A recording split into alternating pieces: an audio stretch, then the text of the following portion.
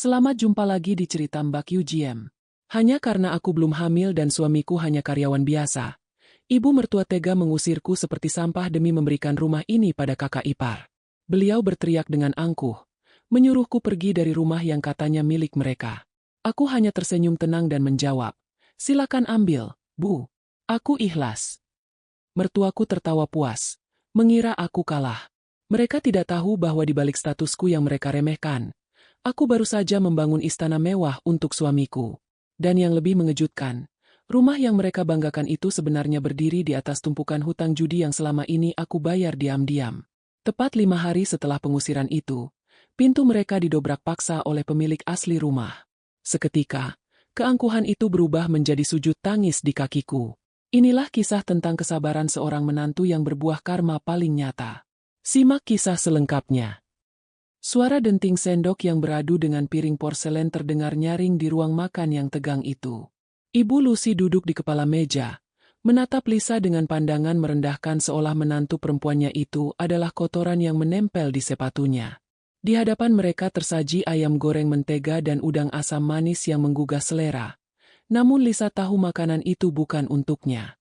Ibu Lucy dengan sigap memindahkan potongan ayam terbesar ke piring Leon, kakak ipar Lisa, dan istrinya yang bernama Anti. Lisa hanya terdiam menatap nasi putih di piringnya yang hanya ditemani sisa tumis kangkung kemarin yang sudah layu. Hari, suami Lisa, hanya bisa menunduk dalam-dalam sambil meremas jemarinya di bawah meja. Ia merasa sangat tidak berdaya karena sebagai karyawan rendahan, ia sadar betul posisinya sangat lemah di mata ibunya sendiri. Ibu Lucy berdeham panjang sebelum membuka suara dengan nada yang sangat tajam. Ia bertanya kapan Lisa akan memberikan cucu, karena menurutnya rumah itu terasa sepi tanpa tangisan bayi. Anti langsung menyambar pembicaraan dengan tawa sinis sambil melirik perut Lisa yang masih rata. Anti berkata bahwa percuma saja Lisa memiliki wajah cantik jika ternyata rahimnya kering dan tidak berguna bagi keluarga mereka. Anti bahkan mengejek bahwa Lisa hanya menumpang makan dan memperberat beban keluarga, karena penghasilannya sebagai honorer dianggap tidak seberapa. Lisa menarik napas panjang, mencoba menahan gejolak amarah yang mulai membakar dadanya. Ia ingin sekali berteriak bahwa selama ini dialah yang membayar tagihan listrik, air, hingga cicilan hutang rahasia Ibu Lucy. Namun ia memilih untuk tetap tenang demi menjaga perasaan suaminya. Hari mencoba membela istrinya dengan suara yang gemetar, mengatakan bahwa mereka sedang berusaha dan mungkin belum rezeki dari Tuhan. Namun, perkataan Hari justru menyulut emosi Ibu Lucy yang lebih besar. Ibu Lucy memukul meja dengan keras hingga gelas di dekatnya terguncang. Ia menyatakan bahwa kesabarannya sudah habis dan ia tidak mau lagi melihat wajah Lisa yang dianggap membawa sial bagi keberuntungan rumah tersebut. Ibu Lucy kemudian mengeluarkan pengumuman yang membuat jantung Hari seakan berhenti berdetak. Ia memerintahkan Lisa dan Hari untuk segera mengosongkan kamar mereka dalam waktu 7 hari ke depan, karena rumah itu akan ditempati sepenuhnya oleh Leon dan Anti. Ibu Lucy berdalih bahwa Leon lebih berhak karena dia adalah anak sulung yang akan meneruskan garis keturunan keluarga, sementara Hari dianggap hanya anak yang gagal dalam finansial. Leon yang duduk di samping ibunya hanya tersenyum penuh kemenangan sambil terus mengunyah makanannya dengan lahap. Ia sama sekali tidak merasa iba melihat adiknya sendiri akan diusir dari rumah. Anti menambahkan bahwa Lisa sebaiknya mencari kontrakan kecil di gang sempit yang sesuai dengan kemampuan ekonomi mereka sebagai rakyat jelata.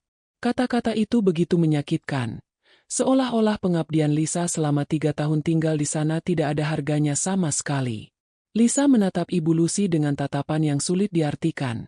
Bukan tatapan sedih melainkan tatapan yang penuh dengan ketegasan yang tertunda. Ia teringat kembali pada tabungannya yang berlimpah dan posisi aslinya sebagai direktur utama di sebuah perusahaan perdagangan besar yang selama ini ia rahasiakan dari keluarga mertuanya agar mereka tidak semakin serakah memerasnya. Kesunyian kembali menyelimuti ruang makan itu setelah rentetan hinaan terlontar.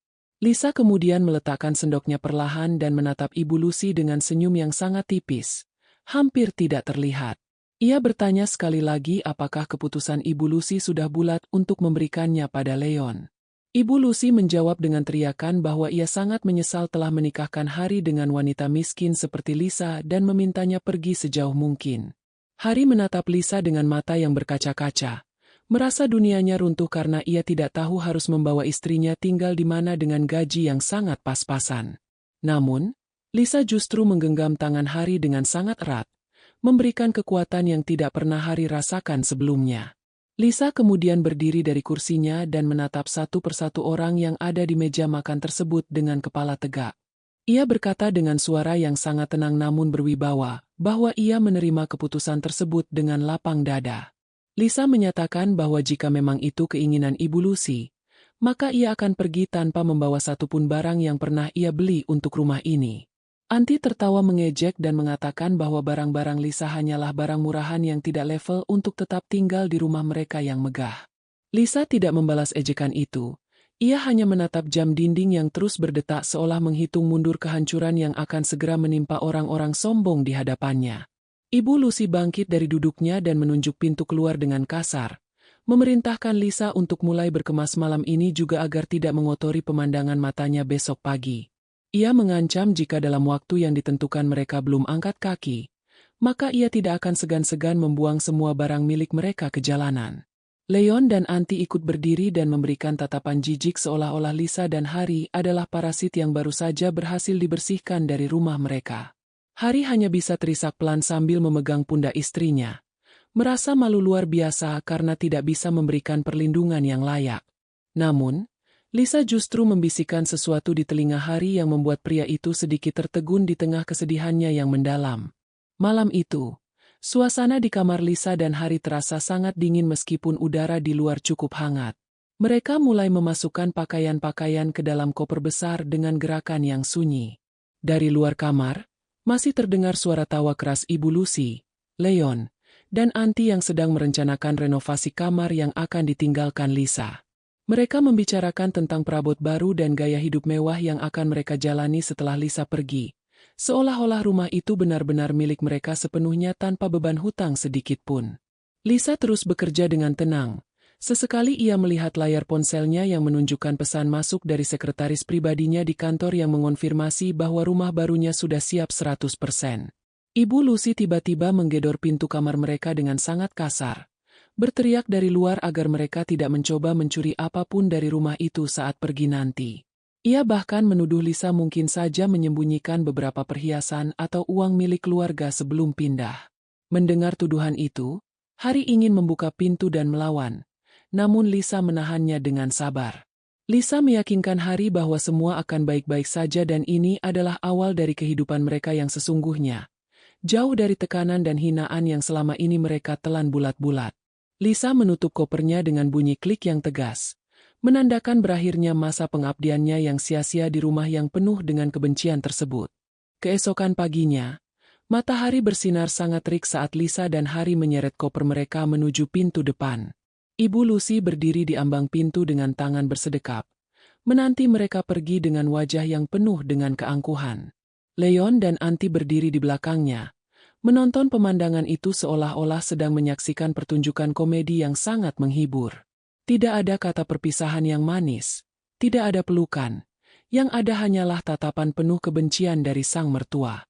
Sebelum benar-benar melangkah keluar, Lisa berhenti sejenak dan menoleh ke arah Ibu Lucy untuk terakhir kalinya dengan tatapan yang sangat tajam dan dingin. Lisa berkata dengan suara yang cukup keras agar didengar oleh tetangga bahwa ia ikhlas menyerahkan semuanya pada Leon dan ia berharap mereka bisa menjaga rumah itu dengan baik selama mereka masih bisa mendudukinya. Langkah kaki Lisa dan Hari terdengar berat saat menapak di aspal jalanan yang panas, sementara di belakang mereka, suara tawa Ibu Lucy, Leon, dan Anti masih terdengar pecah merayakan kepergian mereka. Hari menyeret dua koper besar dengan bahu yang merosot lesu. Matanya merah menahan tangis karena rasa malu yang luar biasa sebagai seorang suami. Ia menoleh ke arah istrinya yang berjalan dengan tenang. Bahkan seulas senyum tipis masih menghiasi bibir Lisa seolah beban berat baru saja terangkat dari pundaknya. Hari menghentikan langkahnya di bawah pohon rindang dan menatap Lisa dengan perasaan hancur. Meminta maaf berkali-kali karena hanya bisa membawanya keluar dari rumah itu tanpa tujuan yang jelas. Ia mengaku bahwa tabungannya sebagai karyawan rendahan hanya cukup untuk makan beberapa minggu dan menyewa kamar kos sempit di pinggiran kota. Hari merasa dunianya runtuh karena selama ini ia tahu betul bahwa sebagian besar gaji Lisa sebagai honorer habis untuk menutupi kebutuhan rumah tangga ibunya. sehingga ia yakin Lisa tidak memiliki simpanan apapun.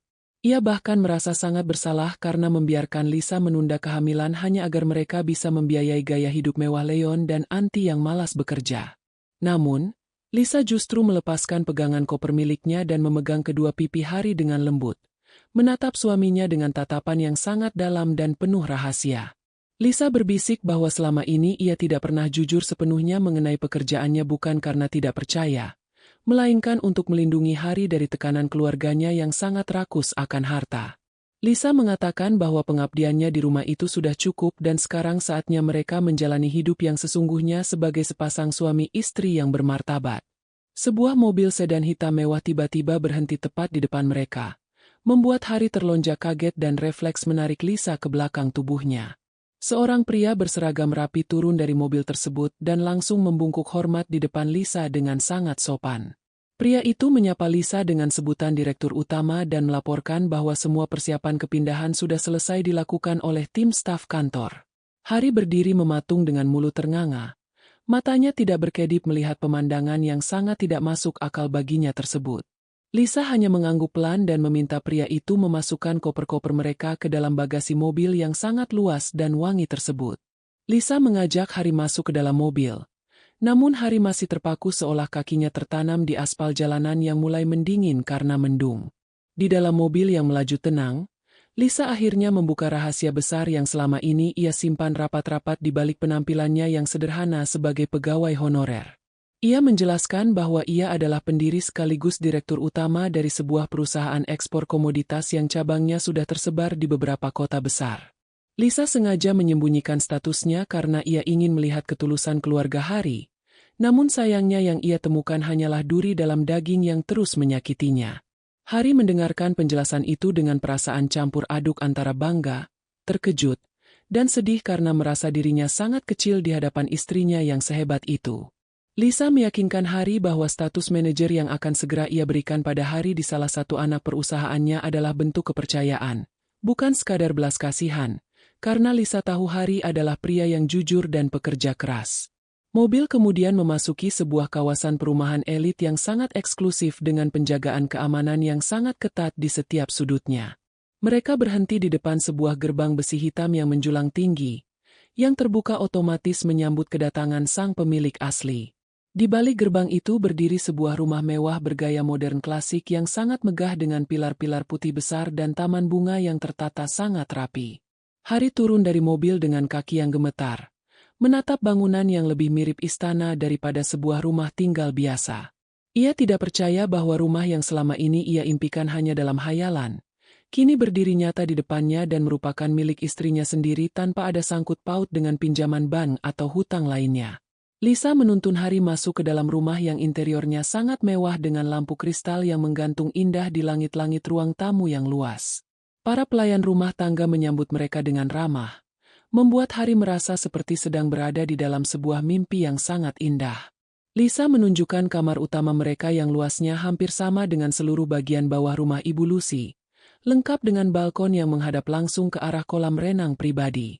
Di sana, Lisa memeluk Hari dan mengatakan bahwa disinilah mereka akan membangun keluarga yang sesungguhnya tanpa ada lagi hinaan tentang rahim yang kering atau status sosial yang rendah.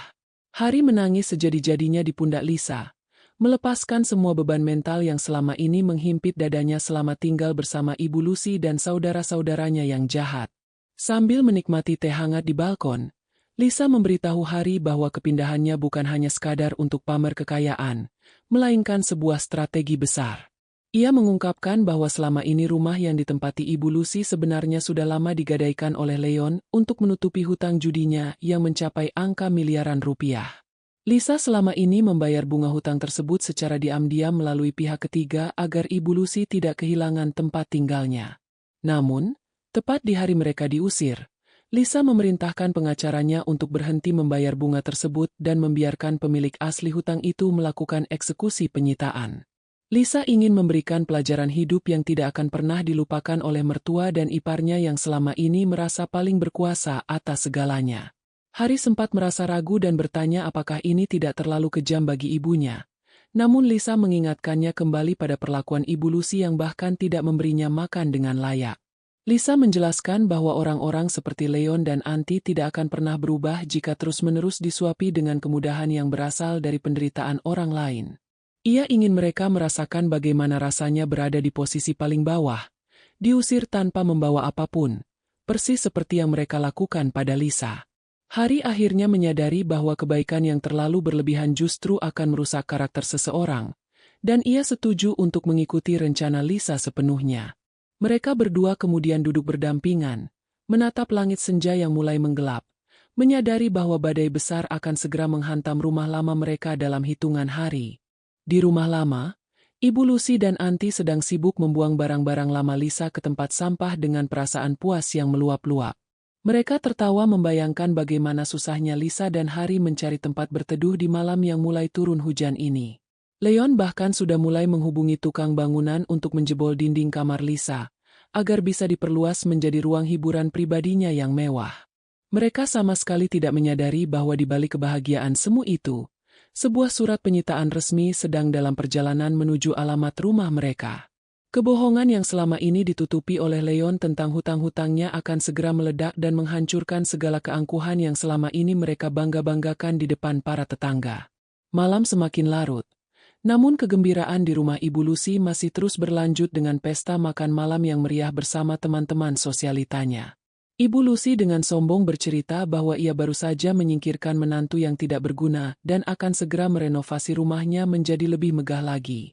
Ia tidak tahu bahwa setiap tawa yang ia keluarkan malam itu adalah tawa terakhirnya sebelum kenyataan pahit menghantam wajahnya dengan sangat keras. Di sisi lain kota, Lisa menutup jendela balkon rumah mewahnya dengan rapat, mematikan lampu, dan bersiap untuk tidur dengan nyenyak di samping suaminya yang kini sudah bisa bernapas lega. Lisa tahu betul bahwa dalam 5 hari ke depan, teleponnya akan berdering tanpa henti dari orang-orang yang baru saja membuangnya seperti sampah. Hari terbangun dengan perasaan yang sangat asing namun melegakan karena tidak ada suara teriakan Ibu Lucy yang menyuruhnya mencuci piring atau membersihkan halaman. Di rumah mewah itu, semuanya terasa sangat tenang dan teratur. Ia melihat Lisa sudah berpakaian sangat rapi dengan setelan kerja yang sangat elegan, memancarkan aura kepemimpinan yang tidak pernah ia lihat sebelumnya. Hari merasa canggung saat dilayani oleh pelayan rumah tangga yang menyiapkan sarapan mewah dengan berbagai menu internasional. Lisa memegang tangan Hari dan mengatakan bahwa hari ini Hari tidak perlu pergi ke kantor lamanya. Lisa menyerahkan sebuah map tebal berisi kontrak kerja dan kartu nama baru yang mencantumkan nama Hari sebagai manajer di salah satu unit bisnis distribusi miliknya. Hari hampir tidak bisa mempercayai matanya. Namun Lisa meyakinkan bahwa ini adalah awal dari tanggung jawab besar untuk membuktikan pada dunia bahwa Hari bukan pria yang bisa direndahkan. Di sisi lain kota, suasana di rumah Ibu Lucy justru sangat kontras dengan ketenangan di rumah mewah Lisa. Ibu Lucy sedang duduk di ruang tamu dengan wajah yang sangat ceria, sementara Leon sibuk melihat-lihat katalog perabot mewah untuk mengganti semua isi kamar yang dulunya ditempati Lisa. Anti bahkan sudah mulai memesan gorden sutra dan karpet mahal melalui telepon dengan gaya bicara yang sangat angkuh, seolah-olah mereka baru saja memenangkan lotre besar. Mereka benar-benar merasa telah menang setelah berhasil mengusir Lisa dan Hari tanpa menyadari bahwa pondasi rumah tempat mereka berpijak sebenarnya sudah hancur lebur. Ibu Lucy sesekali menyombongkan diri pada tetangga yang lewat bahwa ia sudah membuang menantu pembawa sial dan kini hidupnya akan jauh lebih berkah dan kaya raya. Memasuki hari ketiga setelah pengusiran, suasana di rumah lama mulai sedikit berubah karena sebuah surat resmi dari bank datang melalui pos. Ibu Lucy membukanya dengan santai, mengira itu hanya surat penawaran kartu kredit biasa. Namun, wajahnya mendadak pucat pasi saat membaca baris demi baris kata yang tertera di sana. Surat itu menyatakan bahwa pembayaran bunga pinjaman atas jaminan sertifikat rumah tersebut telah terhenti dan pihak bank akan segera melakukan peninjauan aset sebelum penyitaan resmi dilakukan. Ibu Lucy berteriak memanggil Leon dengan suara yang melengking, menuntut penjelasan tentang surat tersebut. Leon yang saat itu sedang bersantai hanya bisa terdiam dengan wajah yang mulai berkeringat dingin, mencoba mencari alasan untuk menutupi kebohongannya yang selama ini tersimpan rapat. Leon mencoba menenangkan ibunya dengan mengatakan bahwa itu pasti hanya kesalahan sistem administrasi bank dan berjanji akan segera mengurusnya. Namun, Anti yang juga mulai panik justru semakin menambah ketegangan dengan terus bertanya dari mana uang untuk membayar hutang miliaran rupiah tersebut jika benar terjadi penyitaan.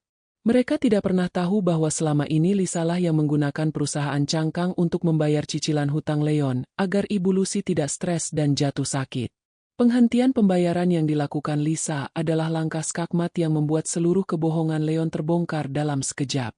Ibu Lucy mulai merasakan sesak di dadanya. Menyadari bahwa rumah yang ia bangga-banggakan ternyata sudah digadaikan oleh anak kesayangannya sendiri untuk berjudi. Pada hari keempat, beberapa orang bertubuh besar dengan pakaian safari hitam mulai mendatangi rumah Ibu Lucy untuk melakukan penilaian aset secara kasar. Para tetangga mulai berbisik-bisik di depan pagar, membicarakan tentang kemungkinan rumah megah itu akan segera disita oleh pihak berwajib. Ibu Lucy mencoba mengusir orang-orang tersebut dengan makian. Namun pria-pria itu tetap bersikap dingin dan menunjukkan dokumen resmi yang ditandatangani oleh Leon sebagai penjamin hutang. Keangkuhan Ibu Lucy mulai luntur, berganti dengan ketakutan yang luar biasa karena ia sadar ia tidak punya tempat tinggal lain selain rumah tersebut. Ia mencoba menghubungi Hari berkali-kali, namun ponsel Hari dialihkan oleh Lisa agar suaminya tidak kembali goyah oleh tangisan palsu sang ibu yang penuh manipulasi. Lisa memantau semua kejadian di rumah lama melalui laporan dari orang-orang suruhannya dengan perasaan yang sangat tenang. Ia sama sekali tidak merasa jahat, karena ia merasa ini adalah satu-satunya cara untuk menyembuhkan penyakit kesombongan dan ketergantungan keluarga suaminya pada uang hasil jerih payahnya yang tidak dihargai. Lisa mengajak Hari mengunjungi kantor pusat perusahaannya untuk memperkenalkan Hari kepada seluruh jajaran direksi sebagai bagian dari keluarga besar perusahaan. Hari tampil sangat berwibawa dengan jas yang dipesankan khusus oleh Lisa, membuat banyak orang tidak menyangka bahwa ia dulunya adalah karyawan rendahan yang selalu dihina. Di sana, Hari mulai belajar banyak hal teknis dan menunjukkan bakat kepemimpinannya yang selama ini terpendam di bawah bayang-bayang ketakutan pada ibunya. Malam hari di hari keempat, suasana di rumah Ibu Lucy terasa sangat mencekam karena lampu di beberapa bagian rumah sudah mulai dimatikan untuk menghemat biaya. Leon dan Anti bertengkar hebat hingga terdengar ke rumah tetangga, saling menyalahkan tentang siapa yang paling banyak menghabiskan uang selama ini.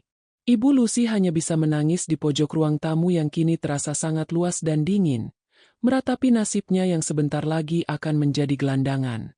Ia teringat kembali pada saat ia mengusir Lisa dengan kata-kata yang sangat tajam, dan kini ia merasa kata-kata itu seolah kembali padanya sebagai kutukan yang nyata.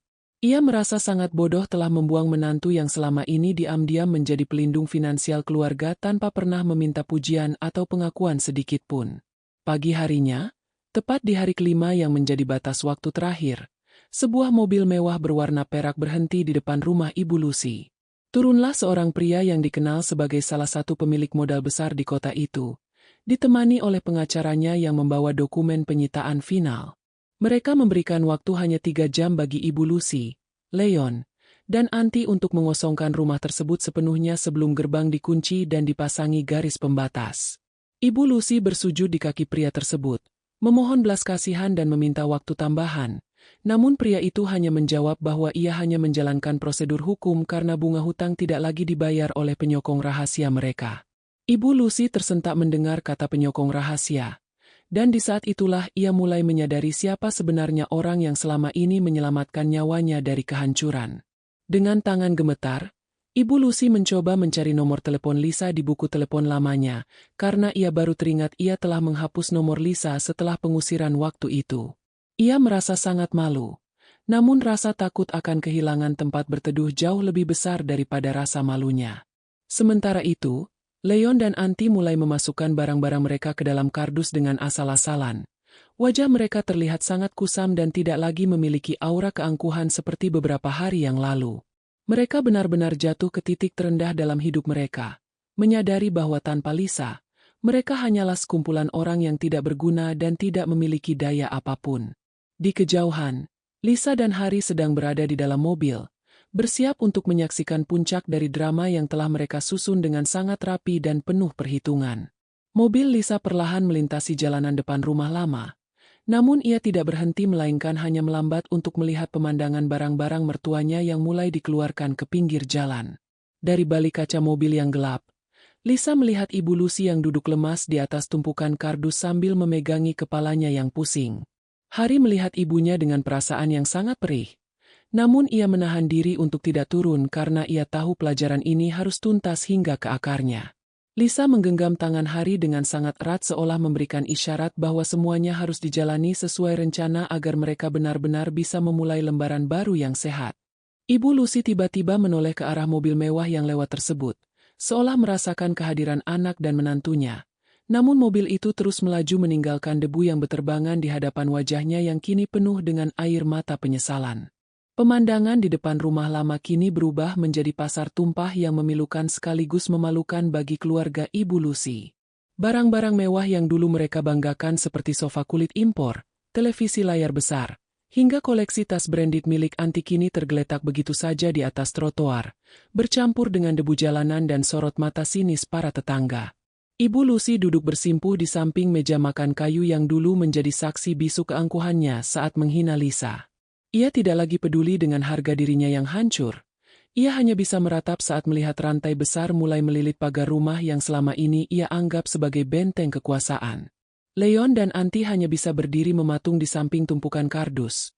Wajah mereka pucat pasi dan kehilangan kata-kata saat melihat pelang penyitaan terpancang kuat di halaman depan.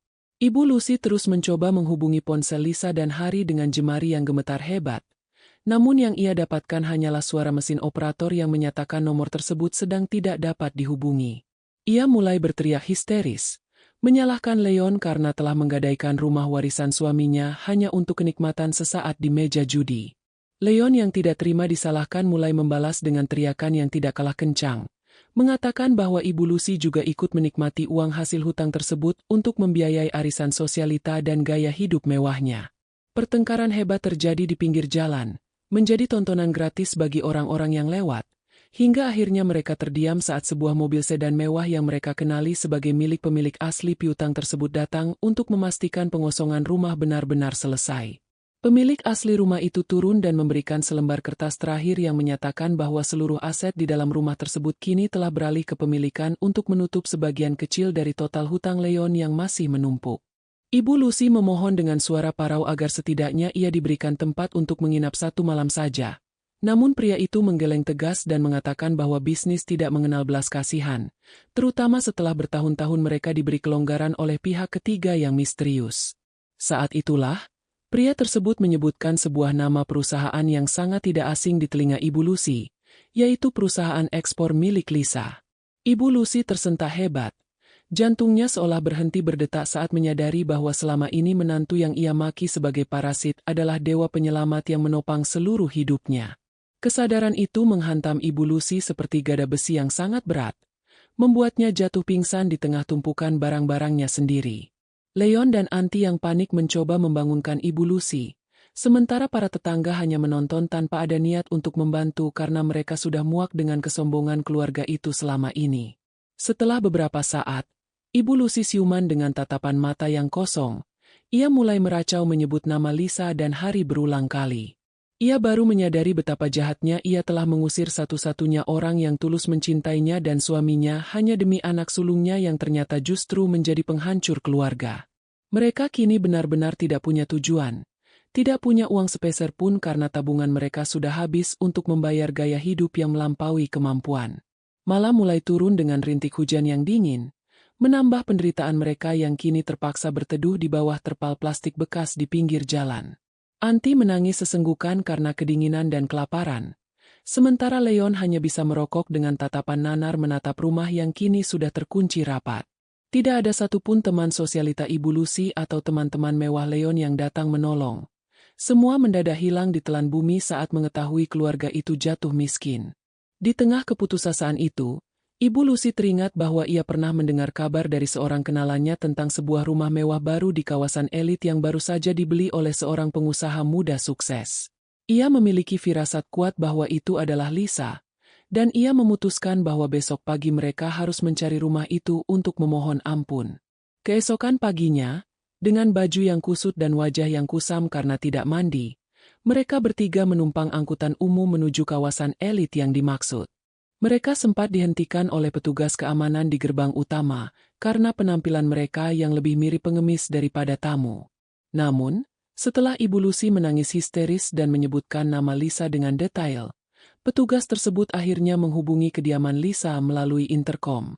Tak lama kemudian, gerbang besi hitam yang menjulang tinggi itu terbuka, memperlihatkan sebuah jalan setapak berhias lampu taman yang sangat indah menuju sebuah bangunan megah yang membuat mereka terperangah. Mereka berjalan dengan langkah gontai, merasa sangat kerdil di tengah kemewahan yang sangat luar biasa tersebut. Saat sampai di depan pintu utama yang terbuat dari kayu jati ukiran, mereka disambut oleh seorang pelayan yang langsung mengarahkan mereka untuk menunggu di teras samping, bukan di dalam ruang tamu. Ibu Lucy melihat dari kejauhan melalui jendela kaca besar. Tampak Lisa sedang duduk santai di ruang makan mewah sambil menikmati sarapan bersama Harry. Pemandangan itu membuat hati Ibu Lucy perih. Ia melihat anaknya, Harry, kini terlihat sangat tampan dan berwibawa dengan kemeja manajer yang rapi, sangat berbeda dengan saat ia masih tinggal bersamanya. Air mata penyesalan kembali mengalir deras di pipi keriput Ibu Lucy. Ia menyadari betapa besarnya dosa yang telah ia perbuat kepada anak kandungnya sendiri demi membela anak yang salah. Setelah menunggu hampir 1 jam di bawah terik matahari pagi yang mulai menyengat, pintu geser menuju teras akhirnya terbuka. Lisa keluar dengan langkah yang sangat tenang, diikuti oleh Harry yang berdiri tegak di sampingnya. Penampilan Lisa sangat berkelas, memancarkan wibawa sebagai seorang direktur utama yang disegani banyak orang. Ibu Lucy, Leon, dan Auntie serentak berdiri, namun mereka tidak berani menatap mata Lisa yang begitu tajam dan dingin. Tidak ada senyuman ramah dari Lisa. Yang ada hanyalah tatapan datar yang seolah sedang menatap orang asing yang tidak memiliki arti apapun dalam hidupnya. Suasana mendadak menjadi sangat sunyi. Hanya terdengar suara gemericik air mancur di taman yang seolah mengejek penderitaan mereka. Ibu Lucy tiba-tiba menjatuhkan dirinya ke lantai, bersujud tepat di depan kaki Lisa yang mengenakan sepatu mahal. Ia meraung-raung memohon ampun, mengakui semua kesalahannya dan meminta agar Lisa memberikan mereka sedekah atau tempat berteduh meskipun itu hanya di gudang belakang. Leon dan Auntie yang biasanya angkuh, kini ikut berlutut dengan kepala tertunduk dalam, tidak berani lagi mengeluarkan kata-kata tajam seperti sebelumnya. Mereka kini benar-benar menjadi pengemis di hadapan orang yang 5 hari lalu mereka usir dengan cara yang sangat tidak manusiawi. Harry hanya menatap pemandangan itu dengan napas berat, mencoba menahan emosi yang berkecamuk di dalam dadanya melihat ibunya bersujud di depan istrinya sendiri. Lisa tetap berdiri mematung tanpa bergerak sedikit pun untuk membangunkan mertuanya yang sedang bersujud tersebut. Ia membiarkan Ibu Lucy menangis selama beberapa menit hingga suaranya serak, membiarkan rasa malu dan penyesalan itu meresap dalam ketulang sumsum mereka. Setelah suasana sedikit mereda, Lisa akhirnya bersuara dengan nada yang sangat rendah namun penuh penekanan yang mematikan. Lisa bertanya apakah sekarang mereka sudah merasakan bagaimana rasanya tidak memiliki harga diri dan diusir dari tempat yang dianggap sebagai rumah. Pertanyaan itu membuat Ibu Lucy semakin terisak. Ia tidak bisa menjawab karena ia sadar bahwa apa yang ia alami sekarang adalah buah pahit dari benih kebencian yang ia tanam sendiri selama bertahun-tahun. Lantai teras yang dingin itu menjadi saksi bisu runtuhnya harga diri keluarga Ibu Lucy yang selama ini setinggi langit. Di bawah sorot matahari yang mulai membakar kulit, Ibu Lucy masih terus bersujud, mencium ujung sepatu Lisa sambil meratapi nasibnya yang kini tidak lebih baik dari seorang gelandangan. Leon dan Auntie hanya bisa tertunduk dengan tangan gemetar, menatap lantai marmer mewah yang harganya mungkin setara dengan seluruh sisa harta yang mereka miliki. Tidak ada lagi sapaan kasar, tidak ada lagi hinaan tentang rahim yang kering, yang ada hanyalah isak tangis memilukan yang memohon belas kasihan. Lisa menatap mereka dengan wajah tanpa ekspresi, seolah-olah sedang melihat serangga kecil yang sedang merayap di tanah, sementara Harry berdiri di sampingnya dengan rahang yang mengeras, menahan gejolak emosi melihat ibunya serendah itu. Lisa kemudian melangkah mundur 1 langkah agar kakinya tidak lagi bersentuhan dengan tangan Ibu Lucy yang kotor karena debu jalanan. Ia bertanya dengan suara yang sangat tenang namun menusuk hingga ke hulu hati, di mana letak keangkuhan mereka 5 hari yang lalu saat mengusirnya seperti sampah. Lisa mengingatkan kembali setiap kata tajam yang pernah terlontar dari mulut Auntie dan setiap tamparan mental yang ia terima dari Ibu Lucy selama bertahun-tahun. Auntie hanya bisa menutup wajahnya dengan tangan, menangis sejadi-jadinya karena sadar bahwa semua kemewahan yang ia pamerkan selama ini sebenarnya dibiayai oleh orang yang ia zalimi. Lisa menyatakan bahwa ia bukanlah orang suci yang bisa dengan mudah melupakan luka yang sudah membusuk. Apalagi melihat bagaimana mereka tidak sedikit pun merasa bersalah saat Hari menangis memohon di rumah lama. Ibu Lucy mendongak dengan mata yang sembab, memohon agar Lisa setidaknya mengingat bahwa ia adalah ibu dari suaminya dan memberikan mereka sedikit uang untuk makan dan menyewa kontrakan kecil. Namun, Lisa justru tersenyum sinis dan mengeluarkan sebuah map dari balik punggungnya yang ternyata berisi rincian seluruh hutang judi Leon yang selama ini ia bayar diam-diam. Lisa melemparkan kertas-kertas itu tepat di depan wajah Leon, memaksanya untuk mengakui bahwa dialah penyebab utama kehancuran keluarga ini. Leon hanya bisa terdiam dengan wajah pucat pasi, tidak mampu membela diri saat kebohongannya selama bertahun-tahun dibongkar secara telanjang di depan ibu dan istrinya sendiri. Lisa mengatakan bahwa sedekah tidak akan pernah cukup untuk menutupi hutang sebesar itu, dan ia tidak memiliki kewajiban apapun untuk terus menjadi sapi perahan bagi keluarga yang tidak tahu terima kasih. Puncak dari drama di teras itu terjadi saat Lisa memerintahkan pelayannya untuk membawakan sebuah bungkusan plastik hitam besar yang berisi nasi bungkus sisa sarapan tadi pagi. Lisa meletakkan bungkusan itu di lantai dan berkata bahwa itulah sedekah yang bisa ia berikan untuk saat ini. Persis seperti cara mereka memberikan sisa makanan padanya dulu di meja makan. Ibu Lucy terpaku menatap nasi bungkus tersebut. Merasa sangat terhina namun sekaligus sangat lapar karena sejak kemarin perutnya belum terisi makanan layak. Rasa lapar akhirnya mengalahkan harga diri. Dengan tangan bergetar, Ibu Lucy membuka bungkusan itu dan mulai makan dengan lahap bersama Leon dan Auntie di lantai teras rumah mewah menantunya. Pemandangan itu sangat ironis. Melihat orang-orang yang dulu begitu sombong kini memperebutkan sisa makanan di bawah pengawasan dingin sang pemilik rumah. Hari yang sejak tadi hanya diam akhirnya tidak tahan lagi melihat ibunya makan di lantai. Ia mencoba maju untuk membangunkan ibunya, namun Lisa menahan lengannya dengan kuat. Lisa berbisik bahwa jika Hari membantunya sekarang, maka ibunya tidak akan pernah benar-benar bertobat dan akan kembali menjadi sosok yang manipulatif. Lisa ingin mereka merasakan sanksi sosial yang paling berat, yaitu menjadi bahan tontonan para pelayan dan penjaga keamanan yang dulu sering mereka remehkan. Para pekerja di rumah mewah itu hanya berdiri di kejauhan, menatap dengan perasaan puas karena mereka tahu betul betapa baiknya Lisa sebagai majikan dan betapa jahatnya keluarga mertuanya melalui cerita-cerita yang beredar. Ibu Lucy yang menyadari dirinya sedang ditonton hanya bisa menunduk semakin dalam, menelan nasi dengan air mata yang terus mengalir membasahi makanannya. Setelah mereka selesai makan, Lisa meminta mereka untuk segera meninggalkan area rumah mewahnya karena ia memiliki pertemuan bisnis penting dengan beberapa relasi. Ibu Lucy memohon sekali lagi agar diberi tempat tinggal. Namun Lisa dengan tegas menolak dan mengatakan bahwa rumahnya bukan panti asuhan bagi orang-orang yang hanya tahu cara menghujat.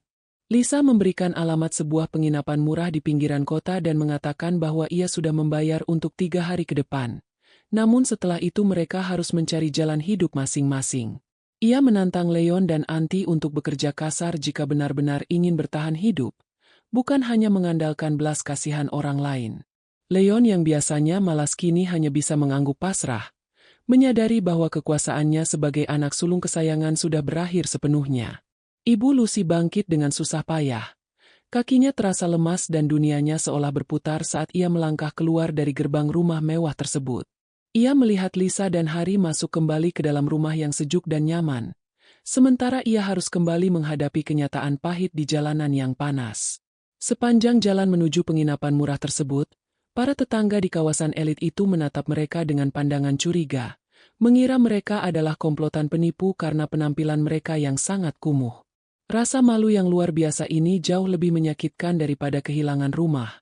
Mereka merasa seperti sudah mati sebelum waktunya karena tidak ada lagi tempat bagi mereka untuk menyombongkan diri.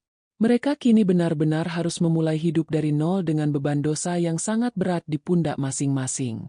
3 hari di penginapan murah itu menjadi masa paling kelam bagi Ibu Lucy, di mana ia harus tidur di atas kasur tipis yang berbau apek dan berbagi kamar mandi dengan banyak orang asing. Leon mencoba mencari pekerjaan namun selalu ditolak karena ia tidak memiliki keahlian apapun. Sementara Auntie hanya bisa mengeluh dan menangis meratapi nasibnya yang kini berubah drastis. Ibu Lucy mulai jatuh sakit karena stres dan pola makan yang tidak teratur. Namun tidak ada satupun dari anak-anaknya yang bisa membelikan obat yang layak. Dalam kesendiriannya di kamar sempit itu, Ibu Lucy mulai merenungi setiap perbuatannya di masa lalu. Setiap doa yang ia panjatkan kini penuh dengan permohonan ampun yang tulus kepada Tuhan dan juga kepada Lisa.